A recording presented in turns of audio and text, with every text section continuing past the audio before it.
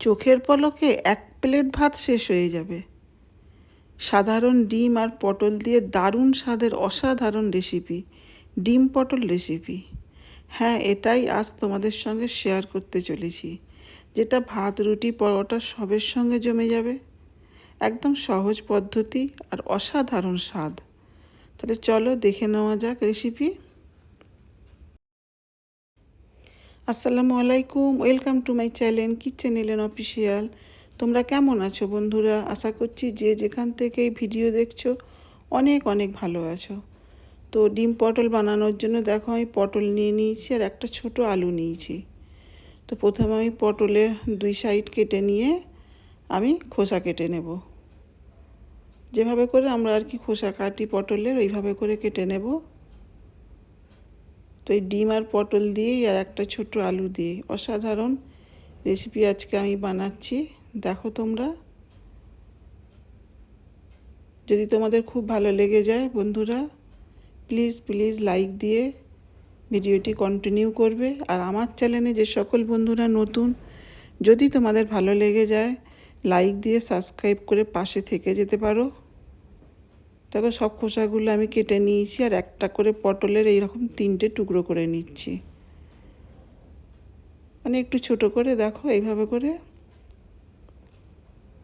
কেটে নিয়ে আমি পানিতে দিয়ে দিচ্ছি, ধুয়ে নেব ভালো করে। সবগুলো এইভাবে করে কেটে নেব, একটা পটলকে 3টে করব। আলুও খোসা কেটে কেটে নিয়েছি, দেখো ছোট ছোট করে ডুমো করে কেটে নিয়েছি। এগুলো সব একসঙ্গে দিয়ে খুব ভালো করে পানিতে দিয়ে ধুয়ে নেব। আর নিয়েছি আমি দেখো 4টে ডিম সেদ্ধ করে নিয়েছি। তো ডিমটাকে আমি প্রথমে এরকম ছুরি দিয়ে একটু কেটে কেটে নেব, সবগুলোর গায়ে এরকম একটু একটু করে কেটে নেব। ডিমটা আমরা অনেক রকমভাবেই রান্না করি, তো এইভাবে পটল দিয়ে রান্না কোনো দিন মানে করেছো কি না জানি না, তো একবার বানিয়ে দেখতে পারো, দুর্দান্ত স্বাদের হয়। সবগুলো এইভাবে করে কেটে নিচ্ছি। দেখো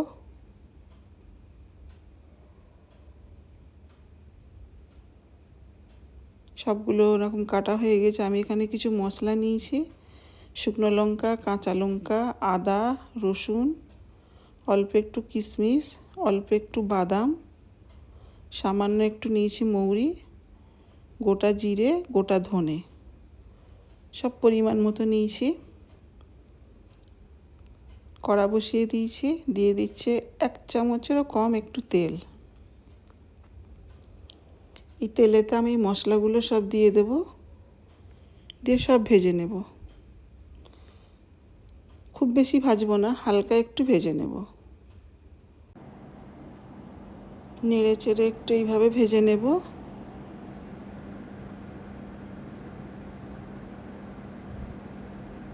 এইভাবে যদি একবার ডিম রান্না করে দেখো না, এর স্বাদ ভুলতে পারবে না, খুব মজার হয়।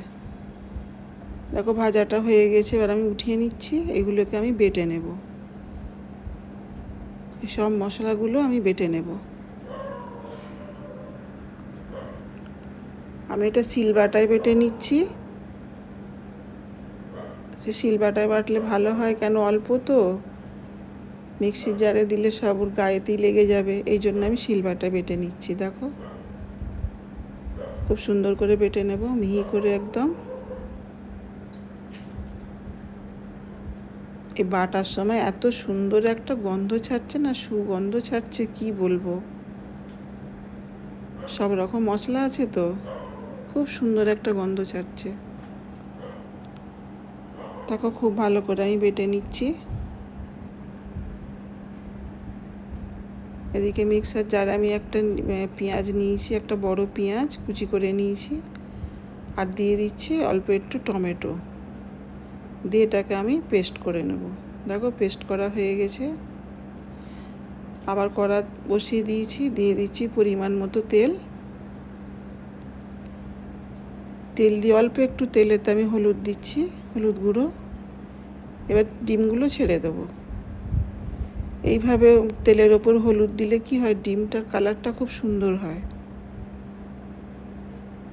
ডিমটাকে একটু লাল করে ভেজে নেব। ডিমগুলোকে।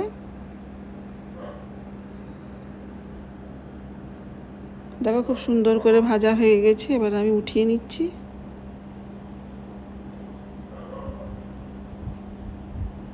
সবগুলোকে উঠিয়ে নিলাম। এবারে একই তেলেতে আমি দিয়ে দেব প্রথমে আলুটা দিয়ে অল্প একটুক্ষণ ভেজে নিয়ে নেড়ে চেড়ে দেখো ভেজে নিচ্ছি।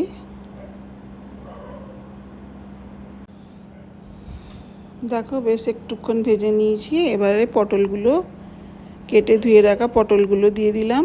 এর পটল আর আলুটা একটু খুব ভালো করে ভেজে নেব, নেড়ে চেড়ে খুব ভালো করে ভেজে নেব।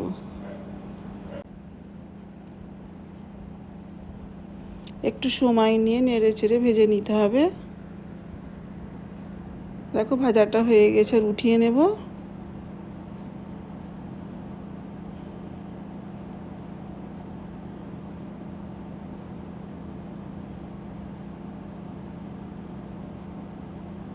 একবার হলে এইভাবে ট্রাই করতে পারো, খুব মজার হয়। ওই তেলে দিয়ে আমি অল্প আর একটু সর্ষের তেল দিয়ে দিলাম। এবার ফোড়নে দেবো গোটা জিরে অল্প একটু, আর 2টে এলাচ দিয়ে দেবো, আর দেবো একটা তেজপাতা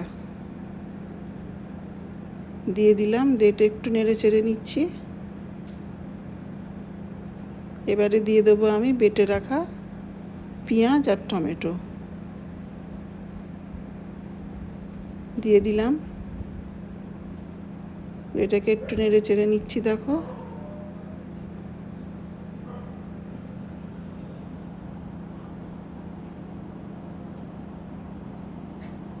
এবারে দিয়ে দেবো স্বাদ অনুযায়ী নুন, আর দিয়ে দেবো অল্প একটু হলুদ গুঁড়ো, মানে যতটা পরিমাণ আর কি রান্না সেই পরিমাণ দিয়ে দিলাম। দিয়ে আবার একটু নেড়ে চেড়ে নিচ্ছি। এবার দিয়ে দেবো বেটে রাখা মশলাটা দিয়ে আবার একটু নেড়ে নিচ্ছি।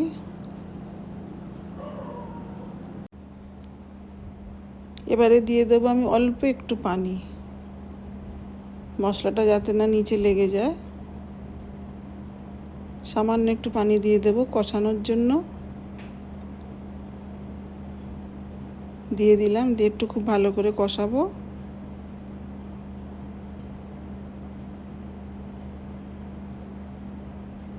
এবারে দিয়ে দেবো আমি অল্প একটু কাশ্মীরি লঙ্কা গুঁড়ো, এটা কালারের জন্য, যেহেতু আমি ঝাল গুঁড়ো লঙ্কা দিইনি, কেন বাটা লঙ্কা দিয়েছি, কাঁচা লঙ্কা শুকনো লঙ্কা। ঝালটা তোমরা তোমাদের মতো করে দিয়ে নেবে। কষানোটা হয়েছে, মোটামুটি হয়েছে, তো দিয়ে দিলাম পটল আর আলু ভেজে রাখা। এটা দিয়ে আরও একটু কষিয়ে নেব মশলার সঙ্গে। পটল আলুটা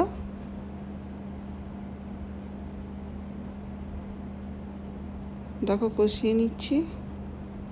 এবারে দিয়ে দেবো ভেজে রাখা ডিমটা দিয়েও একটু কষিয়ে নেব।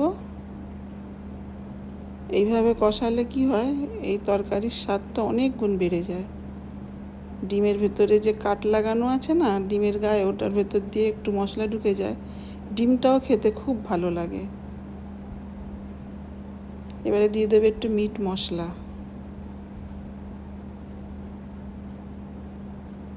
অল্প একটু দিয়ে দিলাম। আবার একটু নেড়ে চেড়ে নিয়ে একটু কষিয়ে নিচ্ছি। দেখো খুব সুন্দরভাবে কষানোটা হয়ে গেছে, দেখতেই পাচ্ছ। এবার আমি দিয়ে দেবো পরিমাণ মতো পানি। পটল আর আলু একটু সেদ্ধ হতে বাকি আছে, তো দিয়ে দিলাম।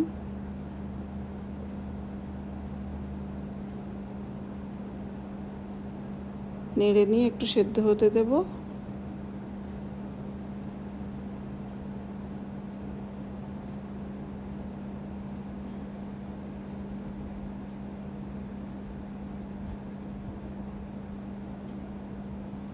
দেখো খুব সুন্দরভাবে সেদ্ধ হয়ে গেছে পটল আলু।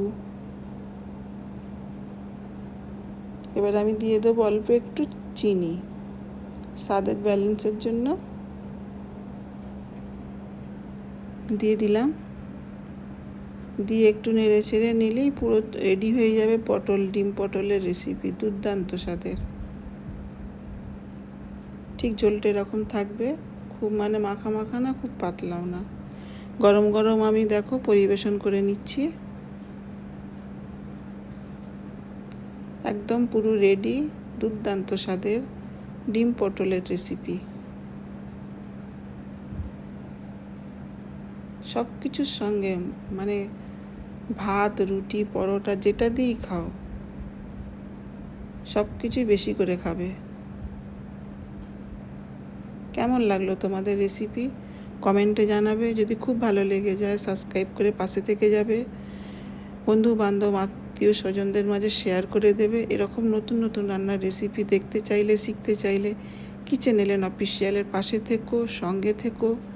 আবারও দেখা হবে অন্য কোনো ভিডিওতে, অন্য কোনো নতুন রেসিপি নিয়ে। ততদিন তোমরা ভালো থেকো, সুস্থ থেকো।